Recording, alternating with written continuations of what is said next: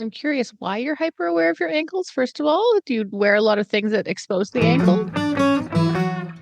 Welcome to Keep It Fictional, a weekly podcast for book lovers by book lovers.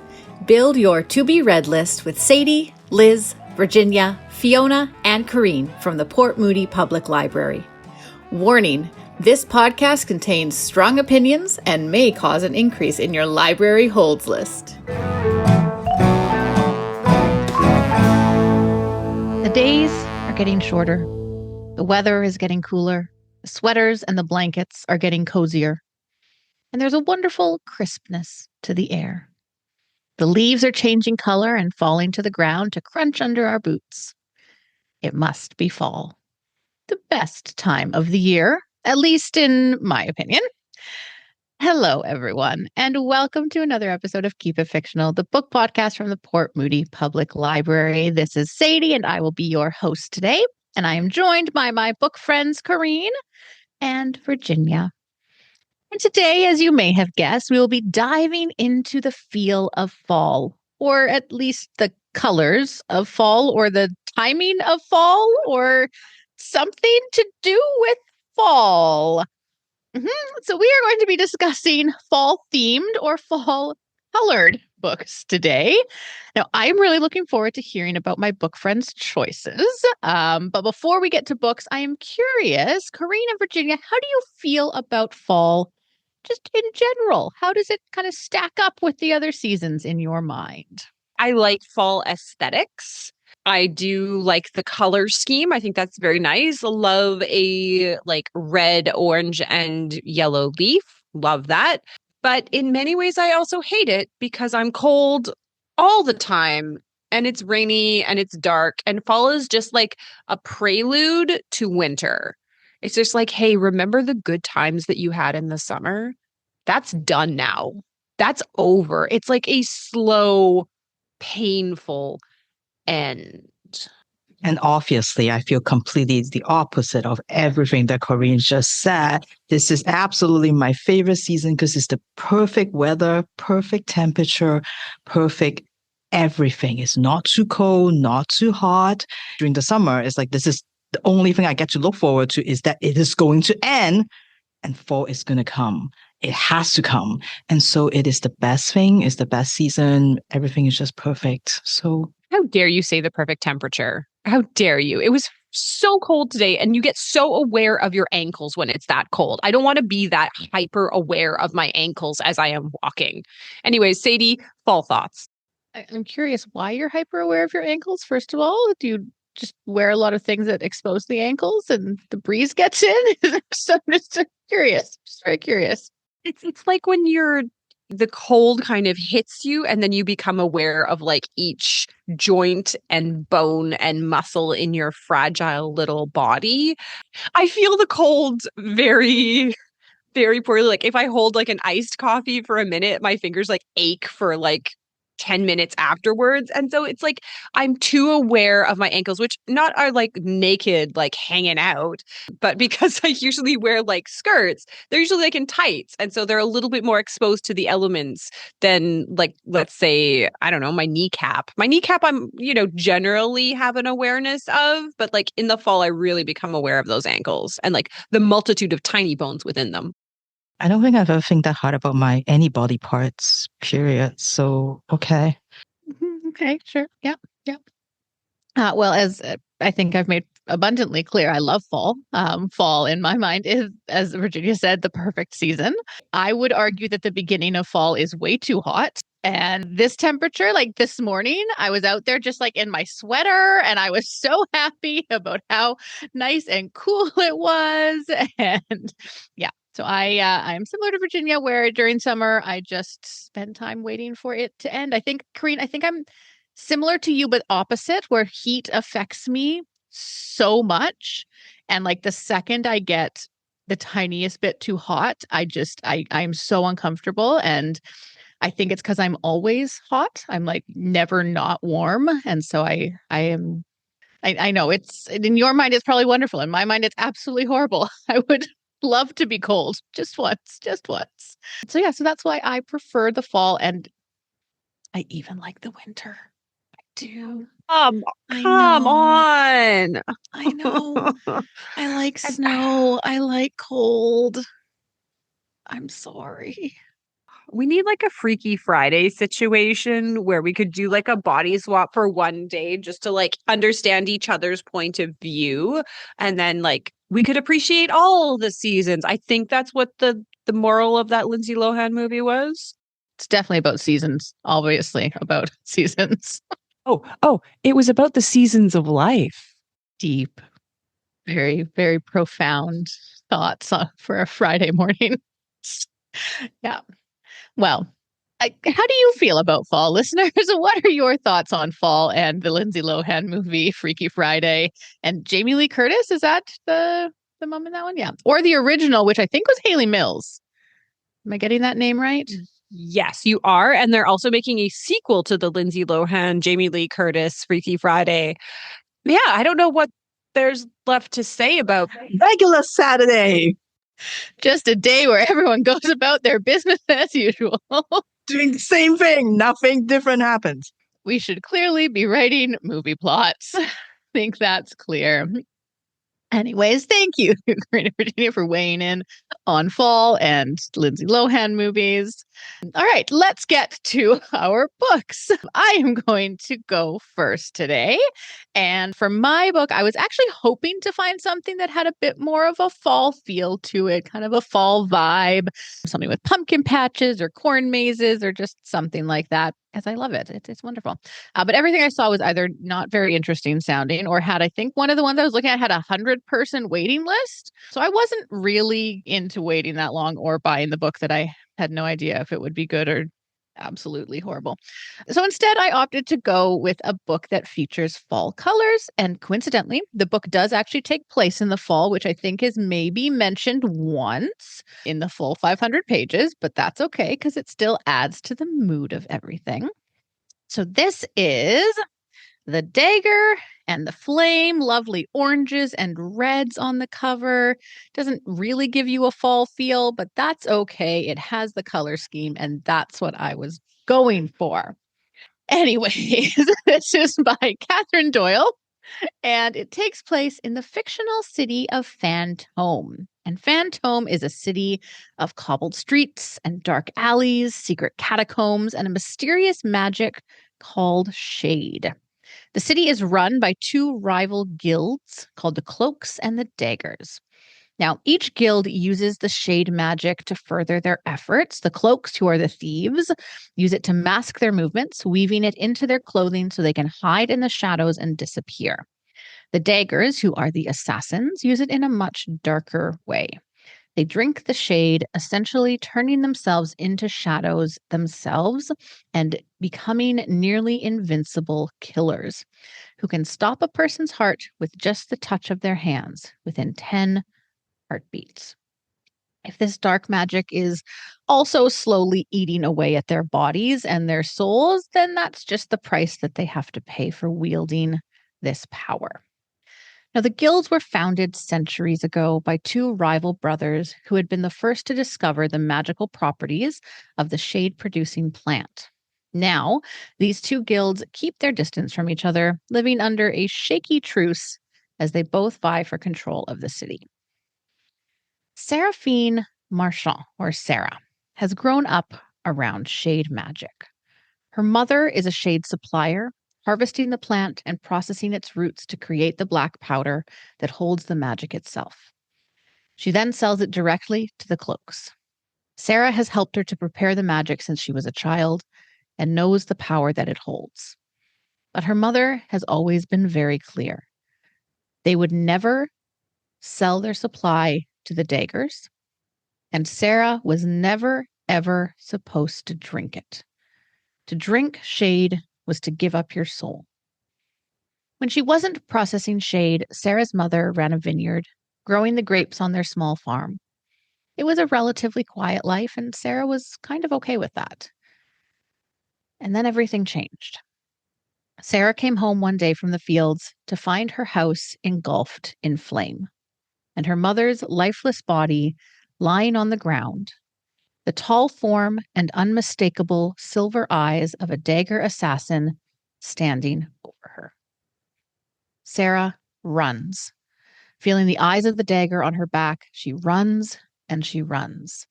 Her mother always told her that if anything ever happened, she was to make her way to the House of the Cloaks.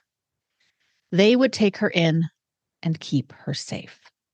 So, relying on her own knowledge of the city and the tracking abilities of her small terrier, Pippin, she finds the Cloak's house, knowing that the whole time she's being trailed by the Dagger assassin. Her mother, it seems, was not the only one who had a mark on her head. Sarah is reluctantly taken into the Cloaks and begins her training to become a master thief, trying to keep both her actual identity and the fact that she's still being trailed by an assassin hidden. However, when she's out on her first job, she finally comes face to face with the person who is trying to kill her.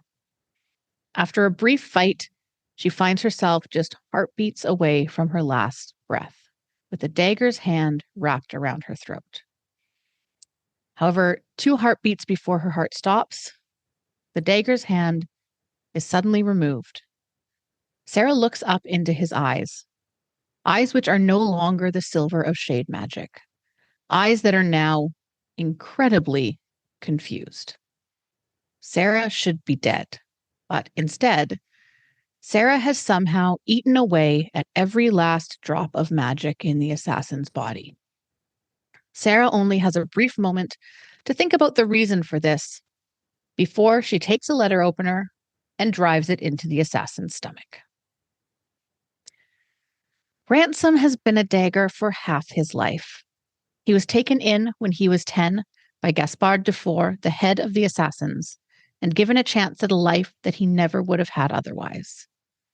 Before, he had a family. He had a mother, a sister, and a father. A father who would get drunk and take out his anger on Ransom's mother. A father who got drunk a lot. And so one day, Ransom's mother made the choice to leave, to take her children and find another city, another home. But Ransom's father found out and tried to stop them.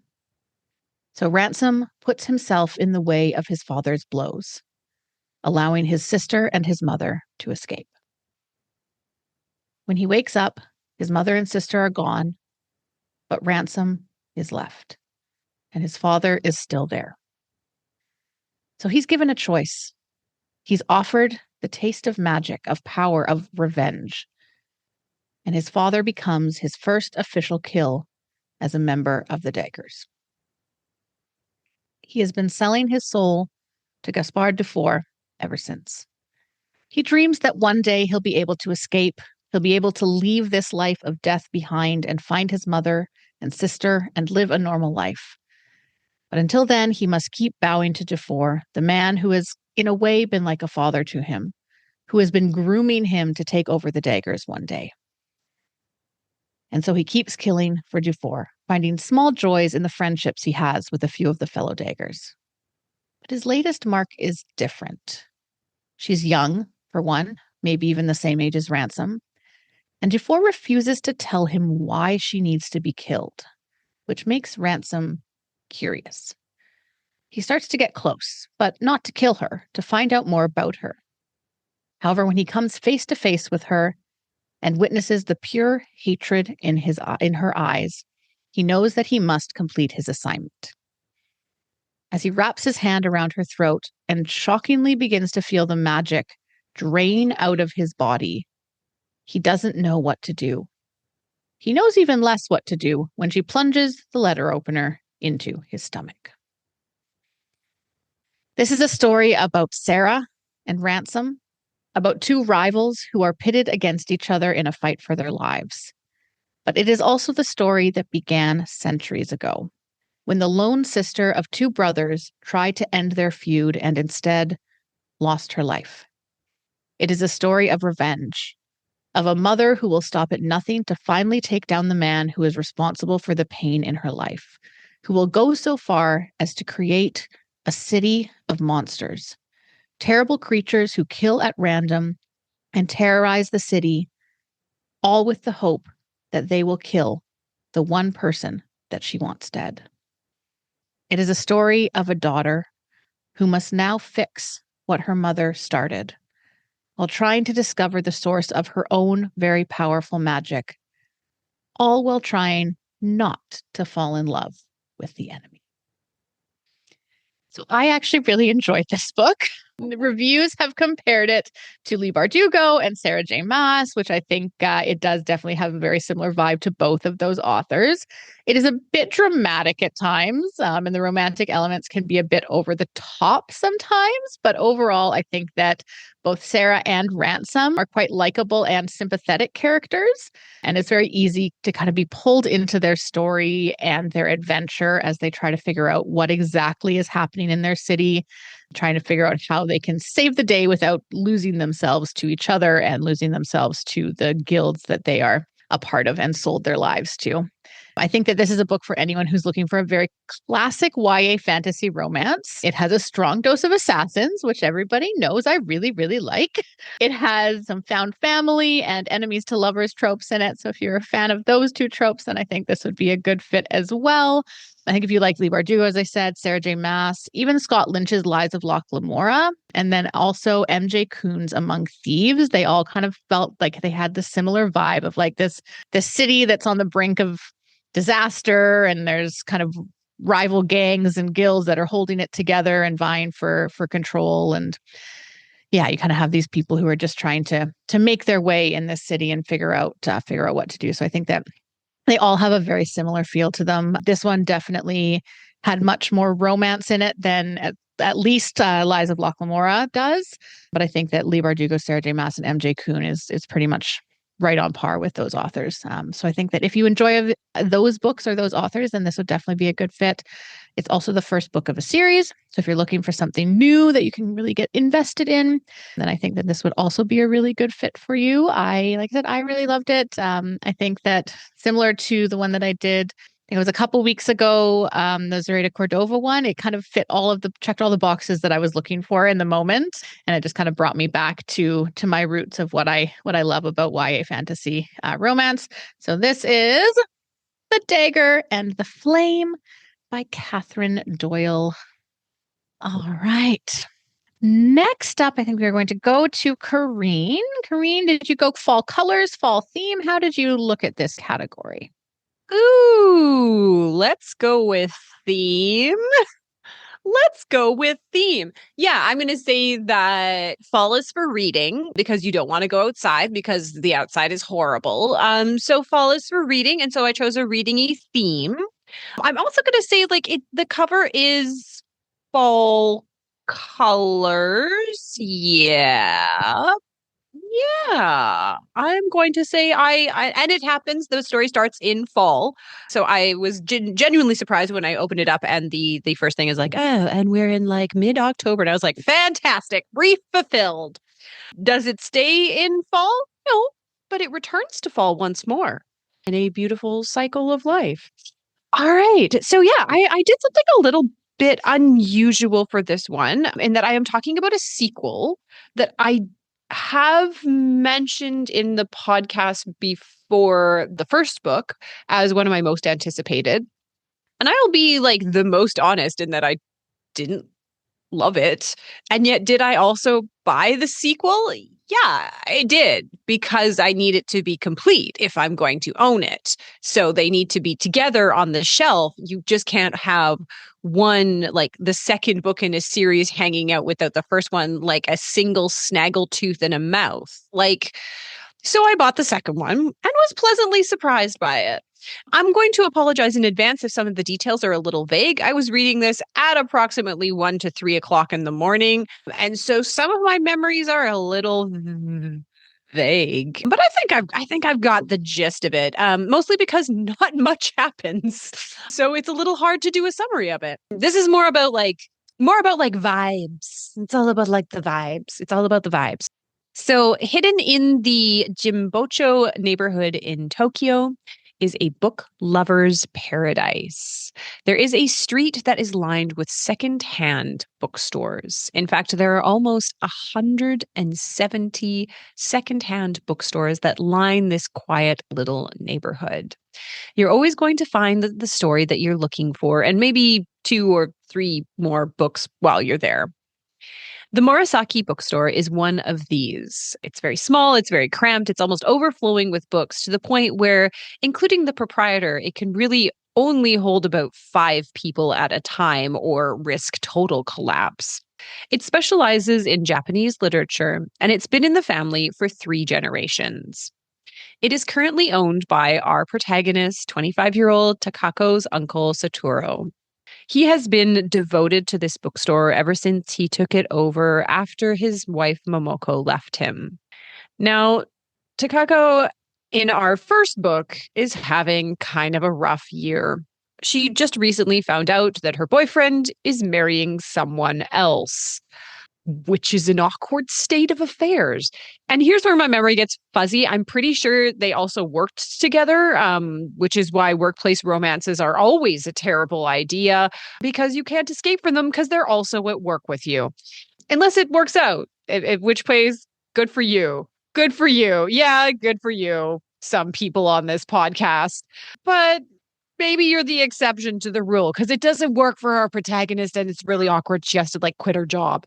Anyways, she accepts an offer by her uncle to come and live on top of the bookstore and on the other floor, rent free, which again sounds like a dream. If all I have to pay for that is emotional devastation, so be it. So be it. Sounds great. Of course, while she's there at the bookstore, after spending a couple of days, I think she calls them her floor days or her sleeping days of sadness, she eventually picks up a book and starts to kind of re-find and rediscover herself in those stories. And as summer turns to fall in the original, she finds that she has a lot in common with her uncle and they have a lovely relationship together. Now we pick up with the sequel, More Days at the Morisaki Bookshop by Satoshi Yagisawa, translated by Eric Ozawa. And fall is giving way to that other season that I don't care to talk about. So yeah, we're deep in the fall things. It's October and Takako is visiting her uncle in Jimbocho neighborhood. And, she kind of again gets a little enmeshed into all the curious little customers of the bookstore, including the guy with the really ugly sweater or the guy who's collecting the seals of specific authors. So their collection of books, they put their library book seal in them. And then there's little collectors who buy the books to collect the author's library seal in the back, which I thought was really cool. And Sabu, a really old, annoying guy who refuses to tell her what his job is or where his money comes from. Her uncle lives through hemorrhoids. Just a lot of details about that. The business of bookselling. And the book chronicles the quiet lives and loves of the people in the neighborhood. As I said, not much happens. People have little kerfuffles that honestly could really be solved with a really quick conversation of, hey, oh, I see you on the street that you are talking to your ex-girlfriend. Instead of hiding in the shadows, perhaps I could just go up and introduce myself other than making awkward assumptions about what's going on. Or, hey, you stopped texting me. Instead of just wallowing despair and making the entire neighborhood grumpy about all of your excess emotions, I could just talk to the person about what's up. But anyways, that's not the point. As I said, this is about vibes. And was I bawling like a newborn child at 3:00 in the morning because something happened in this book? Yeah. I ugly cried at this book. I ugly cried so bad that I think my eyes are practically swollen shut right now. I was emotionally devastated and I don't know why. I don't know that these books are extremely well written. They're very quiet and there's more talk of hemorrhoids and they're very still and silent. And the writing is not extremely poetic. It's just kind of very straightforward. And yet, and yet, there is something so furiously compelling about it that I can't really put my fingers on. And I think, kind of harkening back to one of our other episodes, it's cozy. Bad things kind of happen, but not that bad. And they're kind of beautiful and taken as a matter of fact. And it's such an interesting ethos to kind of dip into, of like, things are just things that happen and there's not a lot you can do about them. And I think that is really encapsulated by the uncle's wife, Momoko, and kind of her battle with illness. And it's just like it is just like a beautiful kind of meditation on, life is all about really quiet moments and kind of like appreciating the very simple things in front of you. It's not about the big fireworks moments or these grand gestures. It's about small things and showing up for people every day. And yeah, this book like creeps up on you in that way, in that you know what's coming. Oh, you know what's coming. You can see it from a million miles away. And yet it's like a stupid Pixar movie where you're like, this is designed to make me cry and I resent that. And yet here I am, just like snot jumbled in my sinuses, gross tears on my pillow. Like, yeah. So anyways, yeah. And the fact that her uncle, I finally figured out she's 25 in the book and her uncle's like 45. And she talked about him like he was like 1 foot in the grave. And I was like, oh, oh. So yeah, other than that critique, yeah, if you're looking for something kind of like autumnal about the cycle of the seasons, and again, it's extremely short, which is nice. I think you could definitely pick up More Days at the Morisaki Bookshop. I do think you'd have to read the first book before you read this book. But again, combined, they're like one book. And Sadie read like a 500-page massive dictionary. So like you can do it if you just want to like vibe out for a little while and possibly weep. And yeah, that's for you. Can I ask, like, do you think reading something at like different times of the day makes a difference? Because I feel like at like 3 o'clock at night, I feel like I either cry at everything or I laugh uncontrollably for no reason because I'm so tired and everything just seems extra funny for no reason. Like, do you think like, because I don't know, like, is that a thing that affects people? Especially, I think many of you always say you're more kind of a mood reader. Is that like the time of the day? Like, reading on a SkyTrain versus reading at like one.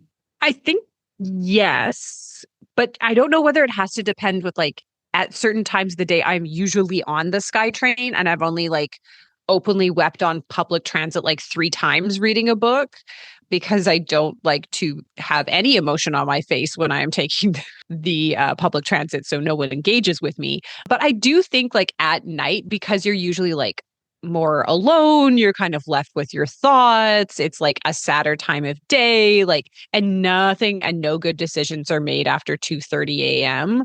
I think that it does like hit a little harder than it would in the bright light of day, because like, you read something sad and you're like, and I'm so alone and life is and you're like stuck with all of like your night thoughts, which are not the same as your day thoughts. So I really do think I think you are absolutely correct in that the time of day really affects it. Because I think if I read this, well, no, I still would have cried. If I read certain books in the morning, I don't think that they would have the impact that they did, because then I would have to like go to work. So I think that there is really something. I'm in bed every night by like 9 o'clock. So I don't generally have the experience of reading later than like 10. Occasionally when I'm sitting there holding Evie, I'll try to read something, but I'll usually just end up playing Scrabble on my phone at like 4 a.m. as I'm rocking her.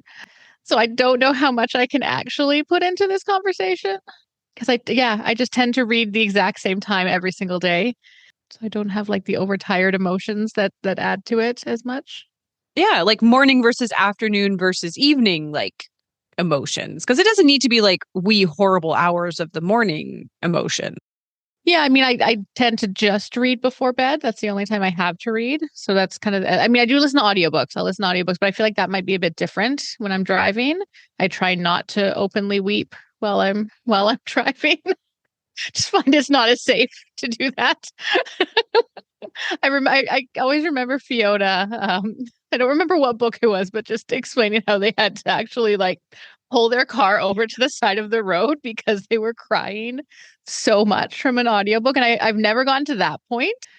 Yeah, I don't know if I have. Yeah. or just like in general, I don't know if things affect me kind of times of day as much. But Virginia, does it affect you? Did you answer the question already? When you're both talking, I was kind of thinking about like there's certain books I think I choose to read at certain times because of it, not just because of like, whether it's SkyTrain reading or like whether it is like reading when I'm like, when my brain is not quite fully there, and I'll just read something that it doesn't require too much. I find at night, yeah, definitely. Like if I read at night, I mean, I fall asleep really quickly too. But if I read at night, then definitely like things are just extra funny or extra sad, one or the other. I just can't deal. So I think like morning is the best time for me to read because if I actually want to like focus, yeah. Morning 4 o'clock, oh, like the best time because that's when I'm fully awake. I know, like who the heck is fully awake at 4 a.m. I think it's because we're the opposite. I haven't gone to sleep yet, and you're just I'm like fully up. awake, yeah. And so like it's just the best time because then I'm like I feel like I can focus a lot more on books, whatever they are. So like there's one book I'm reading right now that has like, it's a translated work, but like they choose to make it in one of them into like kind of Scottish. And like, I'm just like, what am I reading? So like it has, like it's slow going and I have to require a lot of like sounding these words out so that I can see like, do I know what you're saying? And yeah, so that's the 4 a.m. book so that I can actually focus. So I think it's interesting that you think things are funny because like at that point at night, I'm like, nothing is funny. Absolutely nothing. I stand there I sit with an absolute stone face and sometimes I see jokes and I'm like, yes, that is a humor. But I'm so tired. I'm so tired that things just gets really, really funny because everything is just like ridiculous. And it's just, even something that is not usually funny is funny because I'm just too tired. It's like you're like punch drunk at 4 o'clock in the morning. Just like, woo, woohoo. I'm so awake, so awake. All right. Well, thank you for that. I feel like that could be our existential question for this episode. I had another not as interesting question to ask you, but we could do that one too. So we've talked about times of day and how that affects our reading. But I'm curious for my book friends, is there a specific season that you prefer reading? And now, Corrine, you did say that fall is for reading because you don't want to be in the outdoor world. But would you say that that is like your favorite season to read in, or are there other seasons that you prefer to read in? I think it's also because fall has like a lot of good holidays that are like do nothing holidays that it really like lends itself to the reading experience again because of like how I read. I sit down and do it in one go and that it's nice to have the holidays. So I find I do read more in fall. Also like the overwhelming debilitating stress of having to choose my top books of 2024. And in and around fall, the panic really starts kicking in. So that's a nice external motivator to get my act together and read the giant stack of 2024 books that I have at home. So yeah, this weekend is going to be a big fall reading season, shall we say. Feel like I don't have a favorite or like don't have a time that I feel like is the season to read, but I definitely have a like least favorite because there is one season, as you know, Sadie, that is too hard to do anything. The minute you pick up a book, you just feel like, I can't focus because it's too darn hot. So that is my least favorite. It's the worst and it's the hardest to focus because it's too hot, even at 4 a.m. It's true. It's true. Yeah, I definitely agree with that. I am a big cozy reader, so I love being able to just like bundle up and be covered in blankets and sweaters and have a cup of tea next to me. And doing that in the summer just is horrible. Even I feel like even Corrine, you would say that you probably wouldn't want to be covered up in many, many blankets. You would, wouldn't you? You totally would. Yeah. Okay. Yeah. I always have a comforter. There's like maybe 3 days of the entire year that I sleep without a blanket. And I retire my hoodie late in the game. It goes away for 2 months. It's been back for weeks. Since late August, I brought that thing out. All right. I just feel like this is something that we will never see eye to eye on. And that's okay. And as Sadie taught us earlier before we start the podcast, we just say interesting to it. Very interesting. All right. Virginia, what fall themed or colored or adjacent book did you pick today? Sadie, do you feel like this theme has gotten away from you? Not at all. Not at all. I am firmly knowledgeable and in line with exactly what I meant for this week to be. Yeah. Oh, yeah. So I definitely went with the aesthetics, like just because it's just makes life a little easier. So it's just the colors on the cover definitely give me that fall vibes. But I think after reading it, I realized that the themes in this story are also quite fitting for the season because autumn to me is always a time of like transition, right? We're talking about like leaves changing color. You're preparing for that other season that is coming. And, like winter could also, sometimes people feel like that's like the end, like it's like a time when everything is kind of coming to an end. But you know that after that period of inactivity, there's going to be rebirth, there's going to be regeneration. Sometimes you just can't see it because it's too cold, apparently. So very much like this time. This is a book about tackling the times of that inevitable change. And so the book that I chose with, I feel like, kind of a fall-y color kind of cover is called The Avian Hourglass, and it is by Lindsey Drager. And when I was thinking about how to describe this book, I was trying to look for like a hook usually, right? Like, something that can get people interested in the book. And I feel like it's a book that you can't really reduce to be sort of a single plot line. There are a lot of like threads, a lot of symbols, sort of metaphors that populate the story. And I think it'll be doing it a disservice to the spirit of the book, I think, if I try to like find one through line. So apologies if this review seems a little fragmented, but I think it's on purpose. And I think the author is making a point with that. Our story takes place in an unnamed town after the crisis. We never found out what the crisis is, but it's something that has quite a big impact on the world. Environmentally, one of the biggest things is that there are no more birds. All the birds have disappeared. We are also unable to see the stars anymore because there's too many things in the air that obscure our view of them. This crisis is also causing a divide among the people. People now are either yes people or they're no people. Again, we don't know what yes and no mean, but we know that it's a different point of view, different outlook in life perhaps. And it's been decades. And these yes and no people, they come together in demonstration, they come together in protest regularly. Our unnamed protagonist is a young mother of triplets. She was a surrogate mother. Unfortunately, the parents died in an accident before the kids were born. And so she decided to raise them herself with the help of a couple other people. We got Yuri, who is the brother of the would-be mother, and he called her up after the accident and say he wants to be a part of the triplets' life and he wants to help. And so they got a duplex together and each of them take one side and they take turns taking care of the triplets. There's also Luce, who is the protagonist's aunt. She's the twin sister of her father, and she's no stranger to taking care of people because her father used to suffer from a lot of anxiety, from depression, from agoraphobia. And Luce is always there to help her brother, to help our narrator. And whenever things get a little too much, whenever she thinks that this is not something that any child has to deal with, she'll take her away. And so she's there very, very protective of our narrator. And now she's here again to help out with the triplets. All these characters are going through a time where there's a lot of changes in their lives and a lot of uncertainties. Our narrator is a bus driver, but she knows that that is no longer going to be her job very, very soon because the self-driving buses are coming. And she's studying to be a radio astronomer. This is something that she's always wanted to do. Her father has really instilled this love of space in her.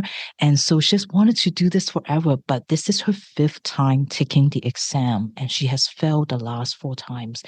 So she's not sure if she's able to pass because this is her last chance. You can only take this exam 5 times. And so she's worried that she's not going to pass. And then what?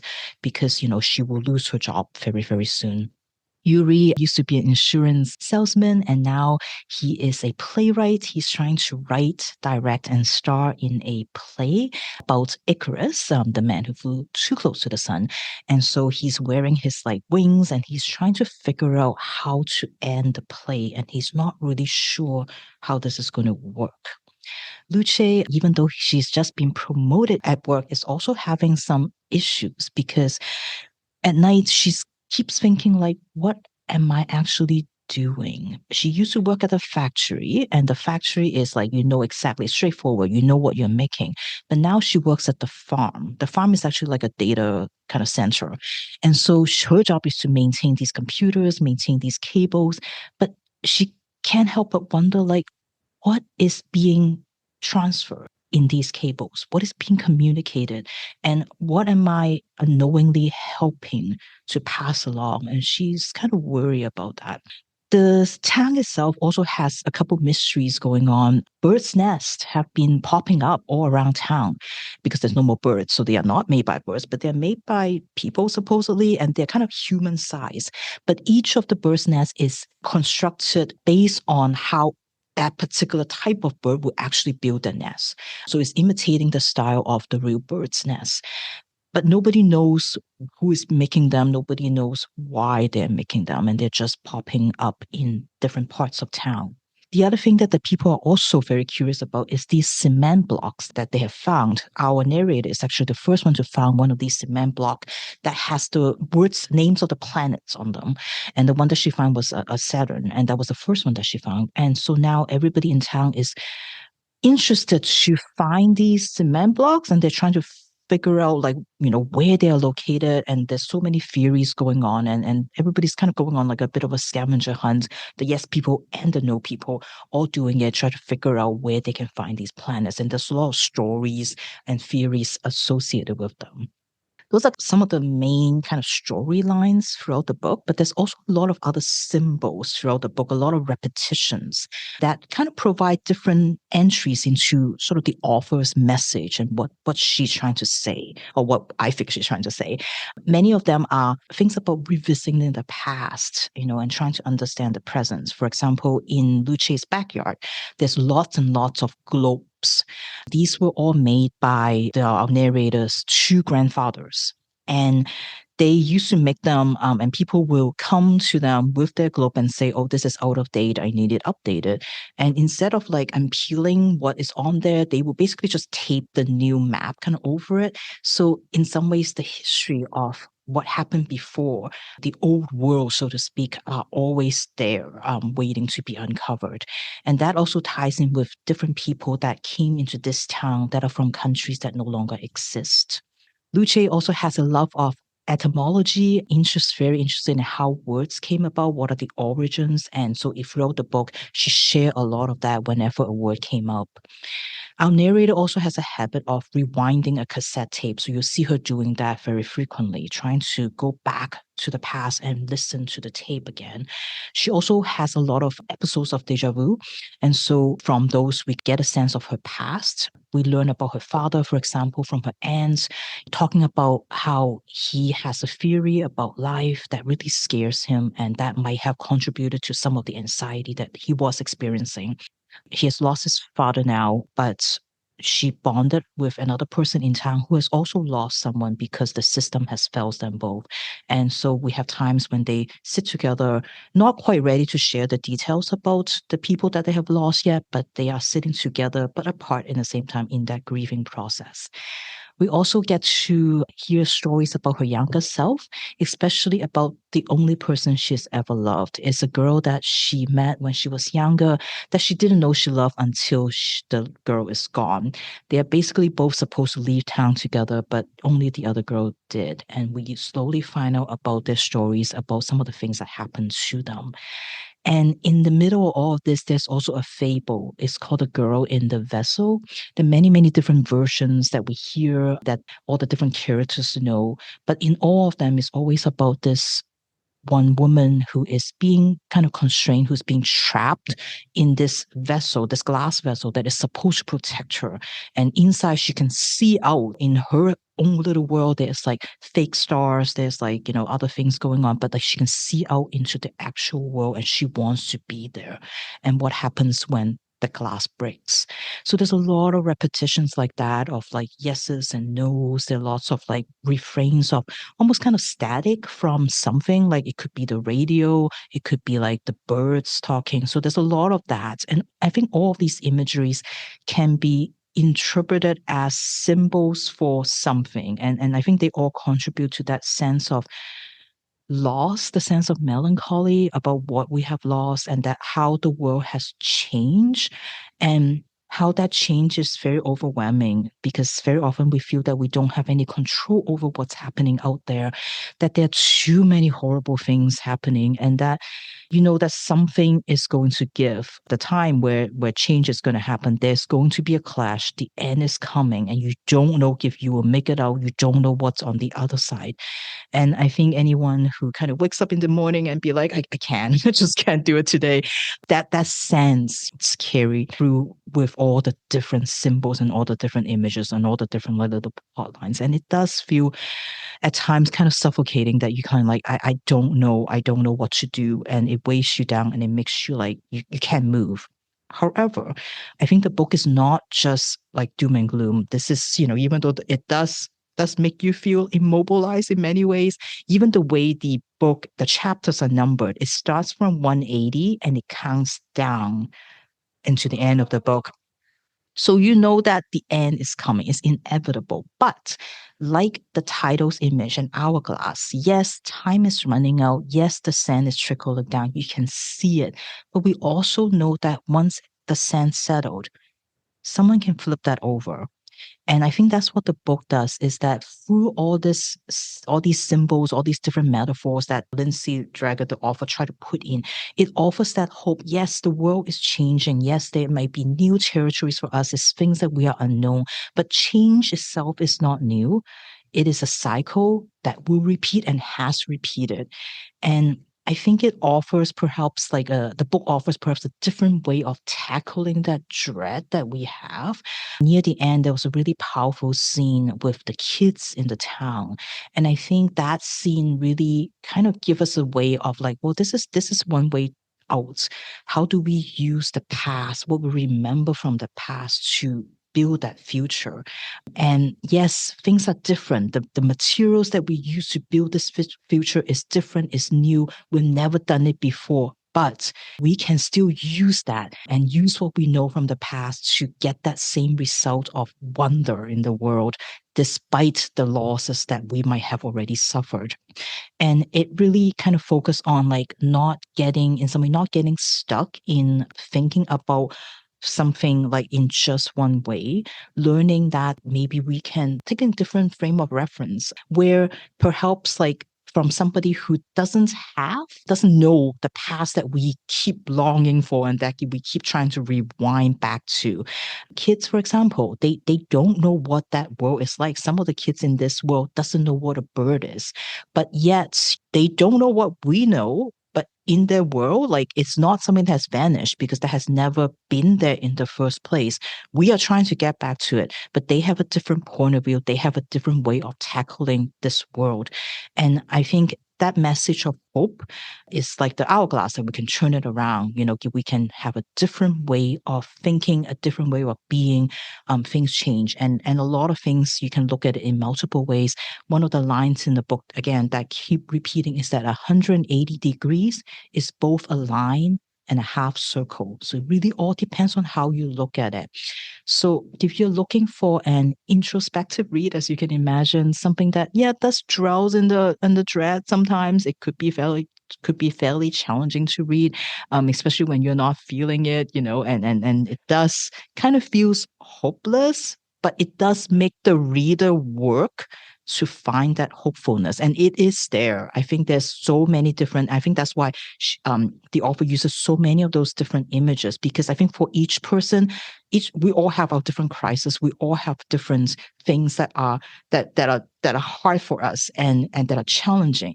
And so depending on which image you see that hope in there. It does make you work for that. And sometimes we don't want to see it. We can't see it, but it's there. And I think that what's the more I think about it, at first, when I first read the book, I'm like, there's just too much going on. And I felt like, okay, well, either you pick the birds or you pick the space thing, like, pick one. But I think once I think more about it and I realize that that's what the author is doing, like she's trying to give us different ways of thinking about sort of that same thing.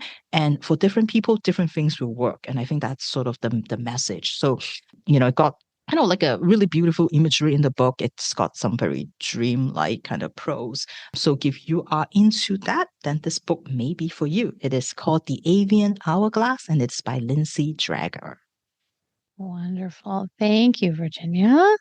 And thank you to both of my book friends for coming along on this somewhat chaotic ride to a very clear theme that we all had in mind and followed to a T. Excellent. Yep. All right. Well, thank you everyone for listening as well. This is the end of our episode on fall-ish things, and we hope you enjoyed it, and we hope that you will come back next week as well. We will see you then. Have a good day. Thank you for listening. If you like our show, please tell a fellow book lover about it. You can find a list of all the books we discussed in our show notes. Join us next week for another fun book chat. Until then, keep it fictional.